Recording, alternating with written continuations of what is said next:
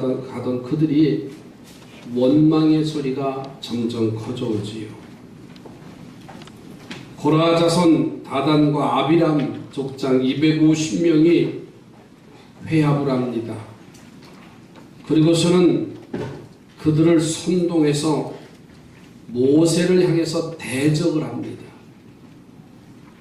민수기 16장 3절 말씀에 보면 그들이 모여서 모세와 아론을 거슬러 그들에게 이르되 너희가 분수에 지나도다. 회중이 다 각각 거룩하고 여호와께서도 그들 중에 계시거늘 너희가 어찌하여 여호와의 총회 위에 스스로 높이느냐. 이렇게 도전을 해옵니다.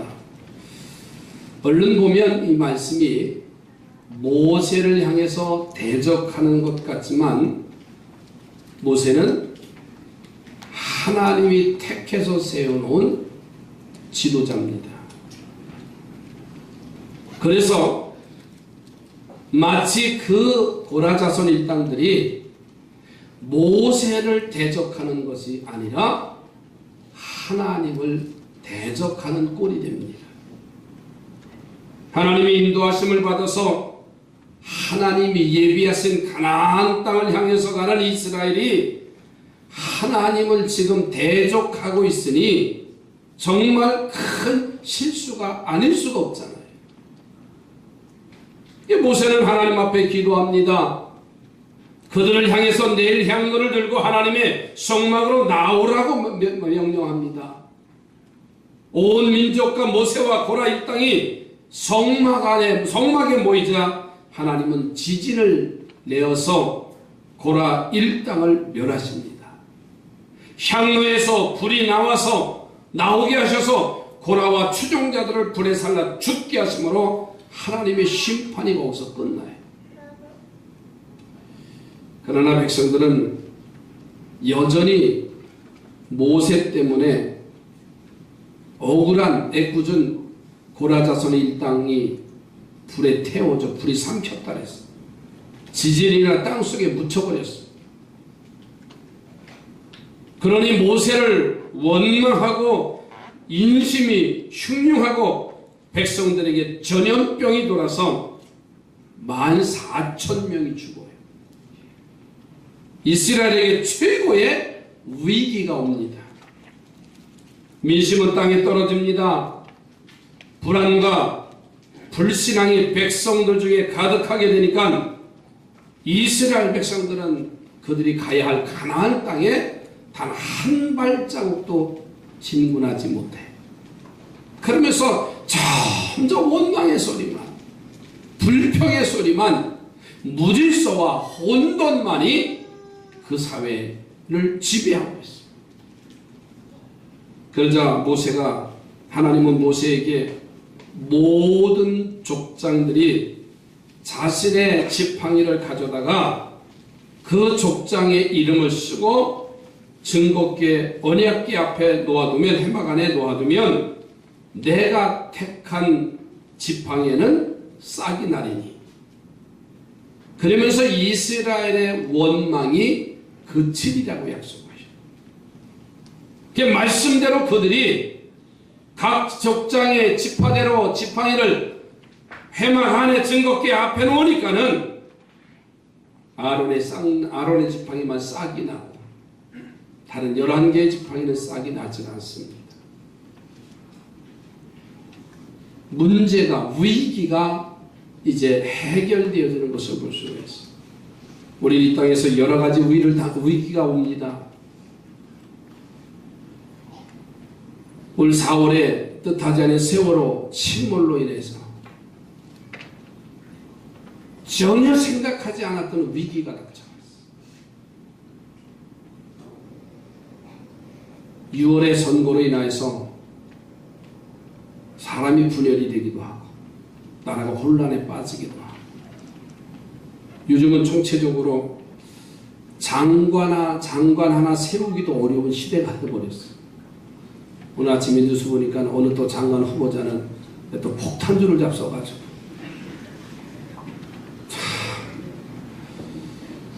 저는 그 모습을 보면서 내가 이 다음에 장관 될 줄 알았다면 그 그런 일을 할까요, 안 할까요? 여러분 앞으로 장관 되시려면 그런 일 하겠어요, 안 하겠어요? 안 하지요. 내일의 일을 안다고 하면 그렇게 하진 않았을 거예요. 그러니까 모든 것이 다 총체적인 위기에 와 있어요. 저는 광고 시간에 말씀드렸습니다만 그 월드체육관에서 2014 인천 세계 휠체어 농구대회입니다. 장애인이라는 말을 안 썼어요. 지난 금요일날도 말씀드렸어요. 그들의 캐치프레이가 있어요. 슬로건이 있습니다. 희망, 도전, 그리고 희망, 열정, 그리고 도전. 또 하나는 숨겨져 있어요. 체육관 안에 들어가 보면 꿈이라는 말을 숨겨져 있어요. 네 곳에 큰 대형 현수막을 거쳐놓고, 그러니까 팜플렛에는 그렇게 슬로건을 하고 부르고, 야, 우리 종상인들이 얼마나 부끄러운지. 한 손이 없어도, 다리 하나가 없어도, 손가락이 없어도 그들은요 그 경기에 이기려고 그 휠체어가 부딪히는 소리가 아주 얼마나 스릴이 있는지 모릅니다. 서로 가는 길을 막고 하면서요 그걸 들어가서 이기려고 하는 그런 모습을 보면서, 야, 이들의 희망이 여기에 있구나. 이들의 열정이 여기에 있구나. 그리고 도전의식을 가지니까 장애가 아닌 그들의 정상적인 삶보다 더 위대한 모습을 가지고 나가는 것을 봤습니다. 여러분, 이 땅에 여러 가지 위기가 가정적으로, 내 개인적으로, 교회적으로, 이 사회적으로, 정치, 사회, 경제, 문화 총체적으로 와 있다고 말하면서도 변하지 않는 이유가 뭘까? 나만 안정주의, 나만 아니라면 편안하면 되는 그런 세상에 우리가 지금 접어들고 있어. 우리가 어떤 길을 가야 이스라엘이 경험한 평안함과 축복이 우리에게 임하겠는가? 오늘 그래서 말씀의 제목을 역경의 터널을 지나는 지혜가 뭔가, 이 말씀을 증거하려고 합니다. 첫째로는 이 역경의 터널을 지나는 지혜로움은 뭐냐? 나 자신은 드리는 길을 가시기 바랍니다. 오늘 본문의 민수기 17장 2절 말씀에서 보면, 너는 이스라엘 자손에게 말하여 그들 중에서 각 조상의 가문을 따라 지팡이 하나씩을 취하되, 곧 그들의 조상의 가문대로 그 모든 지휘관에게서 지팡이 12를 취하고 그 사람들의 이름을 각각 그 지팡이에 쓰라, 이렇게 말씀했어요. 하나님은 모세를 통해서 12족장에게 지팡이를 회막 안에 드리라고 명령을 하셔요. 그래서 12지파의 대표가 되는 족장들은 자신이 지팡이에 이름을 써서 하나님의 회막 안에 꽂아 놓습니다.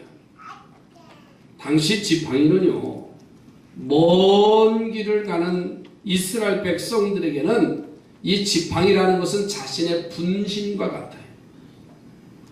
그것에 자신의 이름을 써서 드리라, 이 말은 곧 자신을 하나님 앞에 드리라고 하는 영적인 의미가 그 이름을 쓰라고 하는 그 속에 담겨져 있습니다. 그것을 드리니 이스라엘 백성들에게 임한 어려운 역경이 스스로 물러간 줄로 믿습니다.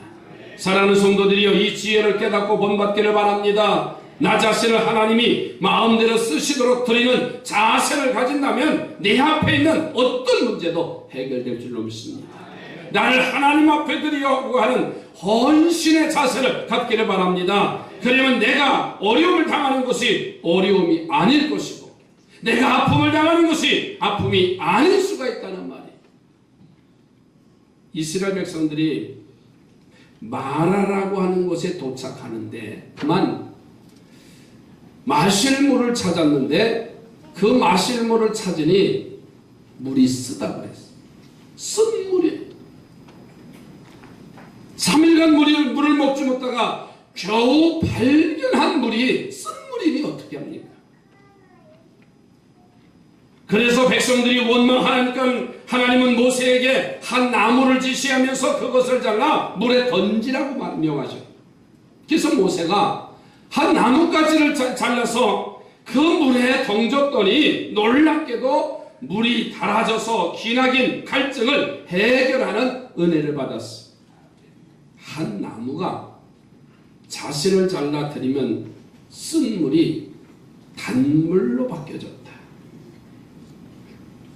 여러분, 이 말씀 속에는요, 나도 이 나무처럼 나를 잘라 하나님 앞에 드린다면 네 앞에 어떤 문제가 해결된다는 말이에요. 따라서 합시다. 문제는 내게 있다. 다른 없습니다. 내가 잘려지고 내가 양보하고 내가 낮아지면 아멘도 안 하는 거예요.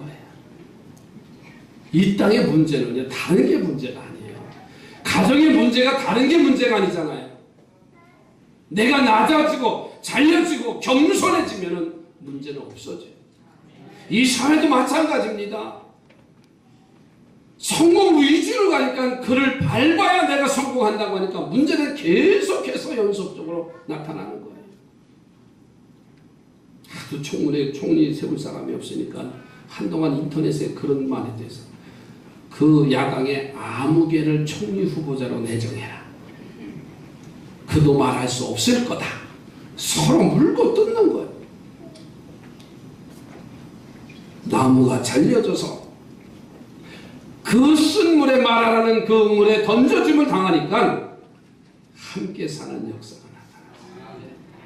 옆에 보고 내가 잘려지겠습니다. 이렇게 말하기 어렵지요. 그저께는 날씨도 더운데 집사람하고 제가 소리를 한번 이렇게 질렀어요. 그랬더니 여자는 여지없이 삐지지요. 그래서 이제 저녁에 화해를 하는데 이렇게 말하는 거예요. 다시 소리 질를래 안 질를래? 그렇다고 심하게 지르는 거 아닙니다. 오해하지 마세요. 그러면서 아이들처럼 알았습니다. 약속하재. 이렇게 쓰래요. 마음으로. 그리고 복사하재요. 두 손을 가지고 서로가 개나처럼 이렇게 이제 도장 찍으려 했지.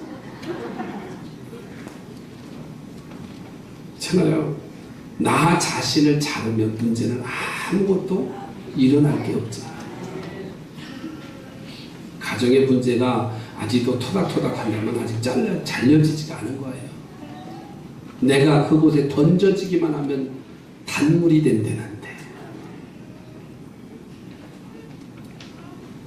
철원에 집사님 한 분이 계신데 이분은 예수 믿기 전에 아주 방탕한 생활을 했어요. 근데 부모가 재산이 좀 있어서 그 재산 팔아다가 사업한다 쓰고 하다가 다 틀어먹고 또 세상적으로 방탕하다가 예수를 믿기 시작했어요. 조금 남은 재산으로 새 사업을 시작하고 이제 새 마음을 가지고 시작을 하는데 공장을 시작하면서 사업을 하려고 공장을 짓기 시작하는데 그런데 모든 일이 교회 나오면 만사 형통될 줄 알았는데 만사 불통이 돼요. 공장 허가 내는 것부터 문제가 되고 허가를 힘들게 받아서 업자를 선정해서 그래서 계약금을 주고 시작을 하는데 이 업자가 도망가고 돈만 떼어먹고 도망가고 그러니까 시작부터 하나서부터 10까지 그렇게 쉬운 게 없더래. 낙심하고 있던 차에 교회 부흥회가 열렸어. 그래서 이분이 만사를 다 다 제쳐놓고 부흥회에 참석을 하는데 저녁 시간도 새벽 시간도 낮 시간도 근데 대부분 부흥회 할 때 낮 시간에는 강사님들이 임원교육이나 또 성경 공부를 중심으로 해요. 그래서 낮 시간에 참석해서 성경 말씀을 배우다가 자신이 잘못된 것을 깨달았어요. 자신의 것을 자기 마음대로 쓰고 살았지만 하나님께 드리는 일을 몰라서 또는 믿음이 없어서 못했다는 것을 그제서야 깨닫습니다. 이분이 집회 중에 이미 다 쓰고 얼마 남지 않은 부모의 유산 중에서 온전한 11조를 드린대. 아멘도 안 하지요. 또 뜨겁게 회개하고 지금까지라도 얼마간이라도 남게 해주신 하나님의 은혜 감사해서 힘에 넘치는 감사의 예물을 드리는 거야. 아니 생각해보세요. 지금 사업자금도 부족해서 그거 팔아다가 사업자금에 다 투자해도 부족할 판인데 은혜를 깨닫고서 11조를 드리고 너무나 감사해서 감사 예물도 드리고 세상살이 보면 미친 거지. 정신이 제 정신이 아니죠. 근데 지금까지 살아온 과정을 보니까 자기가 너무 방탕하고 너무 함부로 삶을 사는 걸 보니까 하나님 앞에 자기 자신이 죄인인 것을 알았어.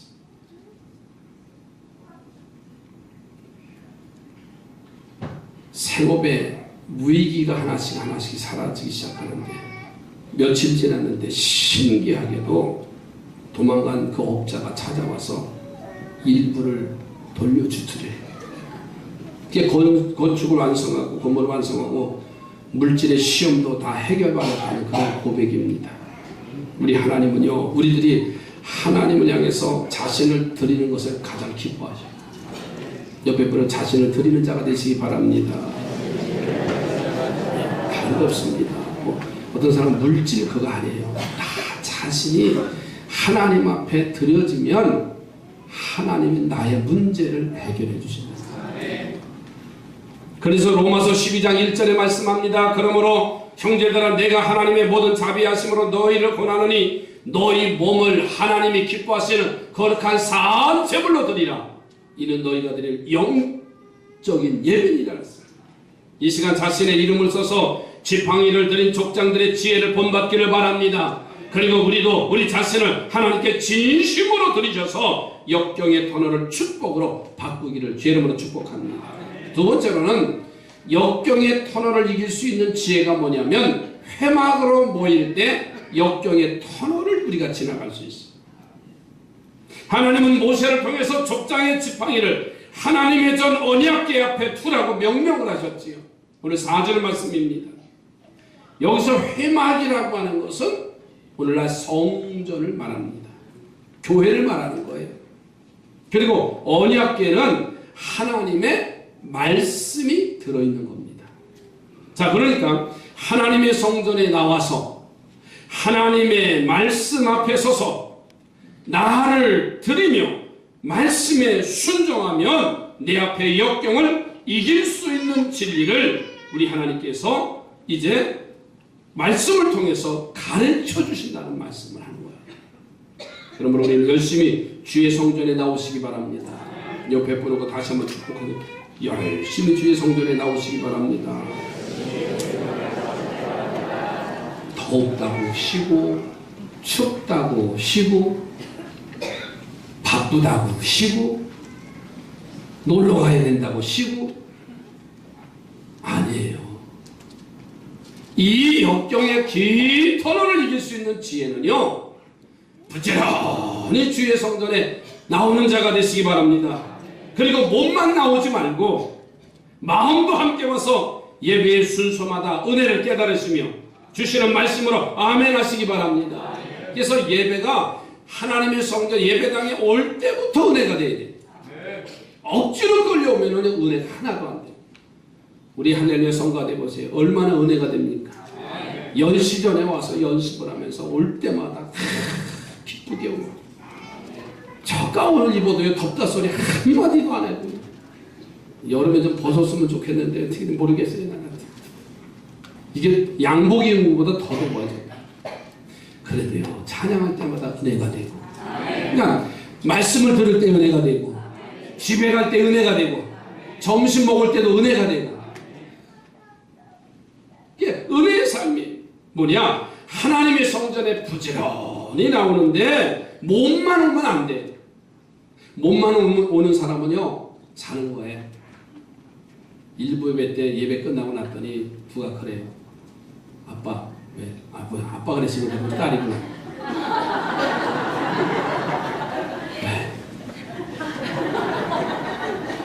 왜? 그랬더니 아빠 나 많이 졸았지? 이쪽이는 잘 안 보여요. 아니 안 졸던데. 그랬더니 왜 오늘 왜 이렇게 졸렸지? 일부 예배 때 한 10명은 졸더라. 왜 선선해가지고 일찍 오니까 그냥 감당을 해야 되는데, 근데 2부 예배 때는 조는 분이 지금까지 한 사람도 없어. 나 1부 예배는 힘들어 2부 예배는 그래서 이렇게 신이 나는 것 같아요. 헛가다 눈이 좀 내려올 뻔한 분도 계시지만, 이따 끝나면 그러세요. 목사님 저 눈 내려오는 거 보셨어요? 한 번 그러시면 괜찮아요. 여러분, 우리의 어려움은 그 말씀 속에서, 그 예배 속에서 해결해 주십니다. 이제 우리의 예배를 바꾸셔야 됩니다. 형식적인 예배가 아니에요. 의무적인 예배가 아니에요. 마음이 떠나버린 예배가 아니라 마음을 담은 예배가 되시기 바라고요. 감사가 담겨진 예배가 되시기 바라고, 말씀을 듣고 깨닫는 예배가 되기를 주의 이름으로 축복합니다. 여러분, 야곱의 이야기를 보면 야곱이 아버지를 속이지요. 또 형을 속입니다. 그리고 장자의 축복권을 이 야곱이 받아요. 형을 속이고 아버지를 속일 때는 그는 아버지가 제사하는, 아버지가 예배하는 것에 참여한 자지 직접 이 야곱이 드린 예배는 아니었어요. 아, 아버지가 이렇게 드리는구나. 그런데 그가 형의 낯을 피해서 루스라고 하는 곳에서 돌을 베고 잘 때 자신을 찾아와서 그 추운 밤을 따뜻하게 하고 기쁘게 해주신 하나님의 꿈을 꾸고 나서 아침에 두려워 떨며 자기가 베게 했던 돌을 제단을 삼아서 자기가 가지고 있는 기름을 거기에 쏟아 부어놓고 하나님 앞에 예배합니다. 그가 이렇게 고백합니다. 아버지 집에만 계신 하나님인 줄 알았는데 하나님은 여기도 계시고. 이 말이 뭔가요? 그가 이제 예배자로 참여하고 하나님의 은혜에 감사하며 아버지 하나님이 아닌 나의 하나님으로 제사를 드렸고 자신의 전 재산인 기름 한 병을 드리는 참된 제사를 통해서 야곱이 가는 곳곳마다 하나님이 함께 하셨습니다.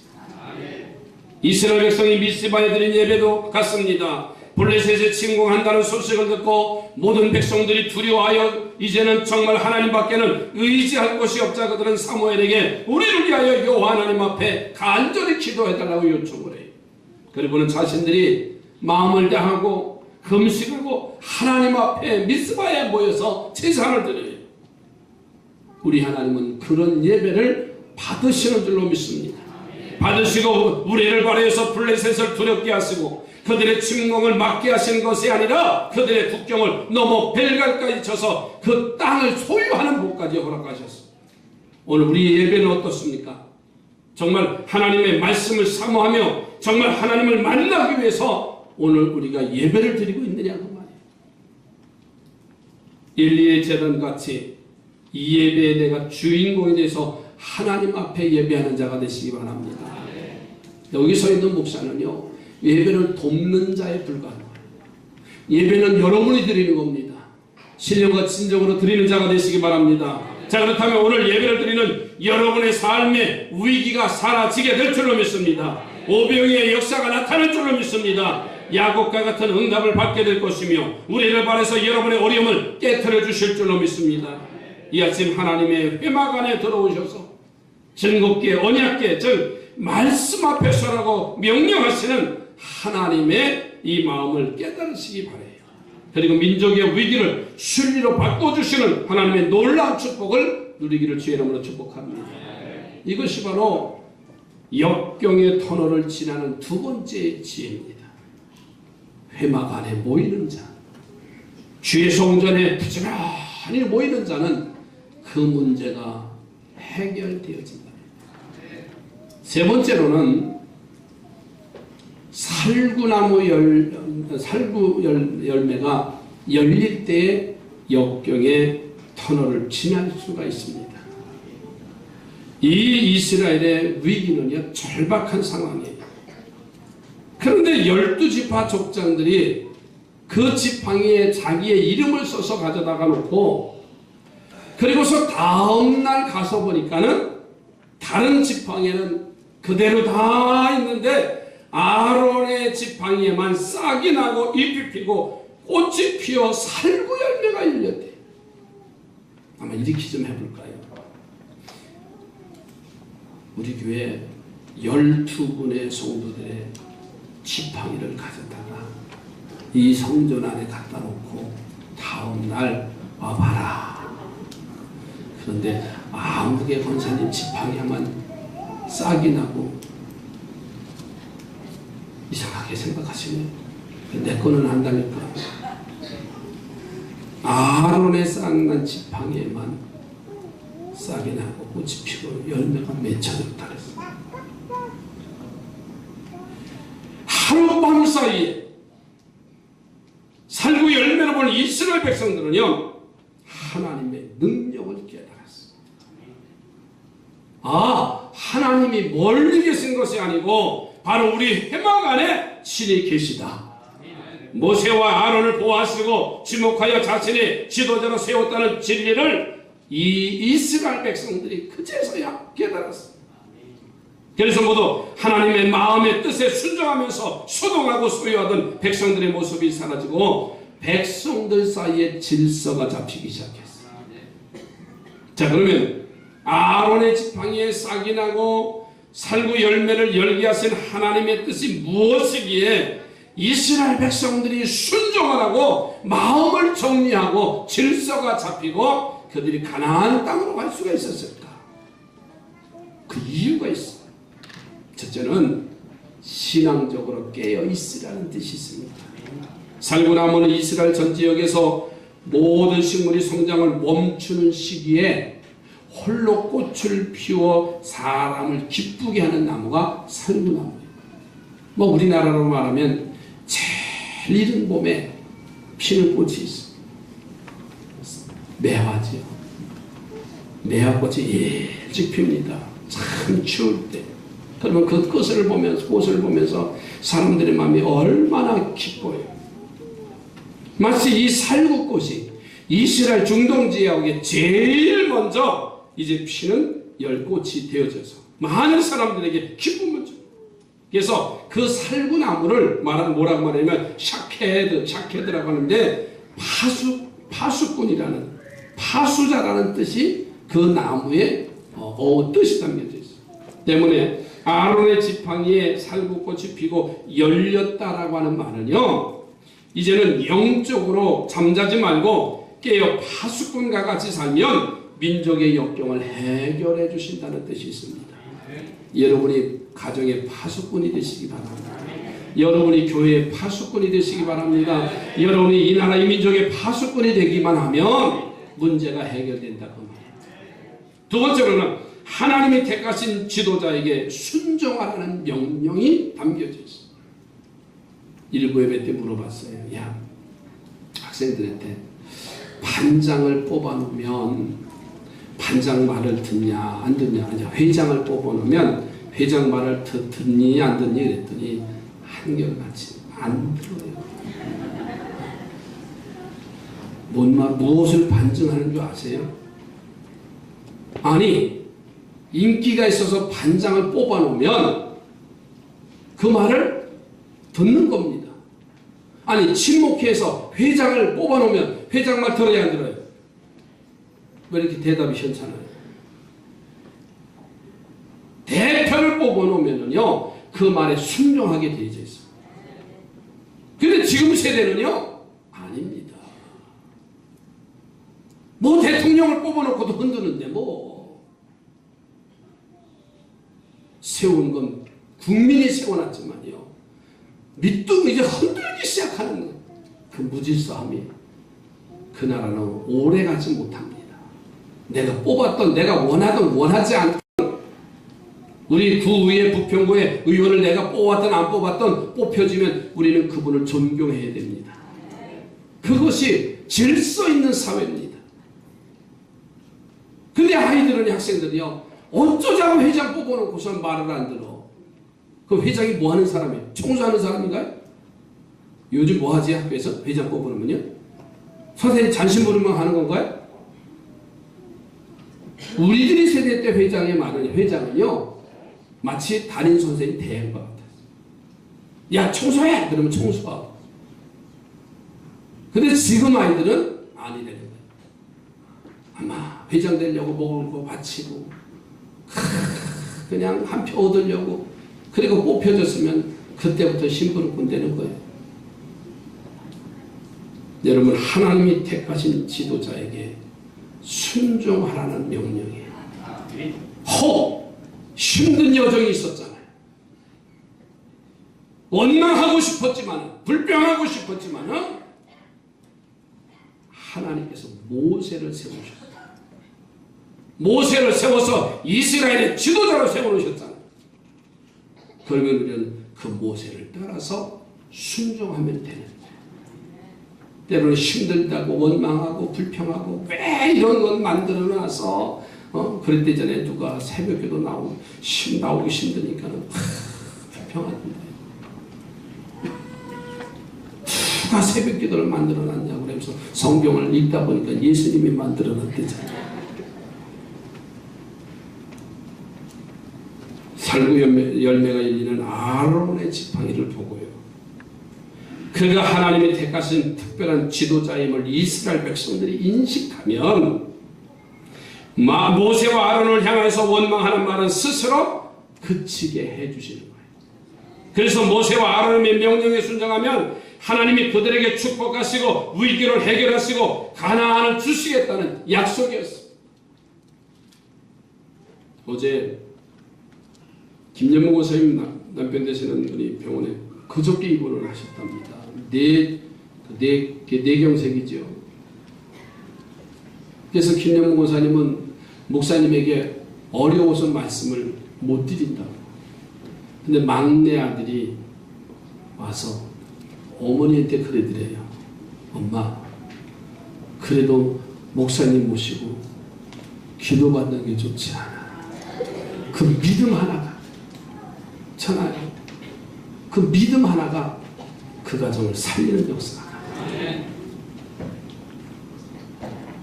옛날에 어느 배가 큰 바다를 향해서 항해하다가 풍랑을 만나서 파선을 됐어요. 그 승객들 중에 20여 명이 해류에 떠내려서 인근의 무인도에 도착을 합니다. 구조를 요청할 아무런 도구도 가지지 못해서 낙심을 하고 다음날 풍랑이 멎은 바다에 나가보니 자기들이 타고 왔던 배가 파산이 된 채 해안가에 밀려와 있는 거예요. 뱃조각을 살펴보니 그 속에 작은 양식과 씨앗이 남아있더래요. 그래서 양식으로는 급한 식량을 해결하고 씨앗을 파종해서 장례를 준비하기로 했어. 그런데 그들은 씨를 파종하기 위해서 땅을 파다가 그만 금강을 발견했대. 그들이 농사를 포기하고 많은 금을 캐는 일에만 열중했어. 이게 웬일이냐. 그때 그들 중에 지혜로운 한 사람이 그들을 설득하기 시작했어. 구조받는 길은 요원하고 가지고 있는 양식이 얼마 되지 아니하니 금을 캐는 것보다는 농사를 짓는 일이 최우선이 아니냐고 그들을 설득합니다. 그러나 다른 사람들은 금을 캐는데 혈안이 돼가지고 농사 짓는 것에는 기쁨도 하지 않았어. 그러니까 농사 짓는 걸 포기하고 금 캐는 일에만 열정했어. 가을이 왔습니다. 그들 모두는 넉넉한 금을 가져서 갚으라고 할 수 있을지 모르지만 지혜로운 자의 권고를 무시했기 때문에 이제는 당장 먹을 양식이 다 떨어졌어. 그들은 엄청난 금을 가진 부자였지만 양식이 없어서 모두가 그 섬에서 굶어 죽었대요. 한 예화지만 하나님은요, 어느 곳에서든지 지도자를 세우십니다. 조직이 필요 없을 것과 같은 무인도에서조차도요, 자생적으로 지도자가 생겨나게 하시고, 그 지도자의 말을 들었다고 한다면 참 금도 캐고 먹을 것도 없고 삶의 풍성함과 회복의 역사가 나타나지 않았을까요? 그런데 금 캐는 것에 혈안이 돼서 내일을 준비하지 못하니까 그들은 그 무인도에서 나오지 못하고 금을 소유한들 무슨 소용이 있습니까? 모세와 아론과 같은 지도자를 세우셔서 그들을 의의 길로 진리의 길로 인도하시는 것처럼, 여러분, 하나님이 세우신 지도자에게 순종하고 나아가는 길은 바로 역경의 터널을 잘 지나가는 복된 길이라는 사실을 기억하십시오. 내가 내 가정에 오는 역경이 하나님 앞에 순종하지 못해서 오는 것은 아닌지 오늘 돌아봐야 됩니다. 그리고 아론의 지팡이에 살구가 열게 하시는 하나님의 놀라운 손길을 깨달으시고 이스라엘 백성들이 그 주신 지혜를 본받으셔서 역경의 터널을 샘물 골짜기로 만드는 우리 삼산의 성도들이 되어져 가기를 주를 축복합니다. 기도합니다. 하나님 감사합니다.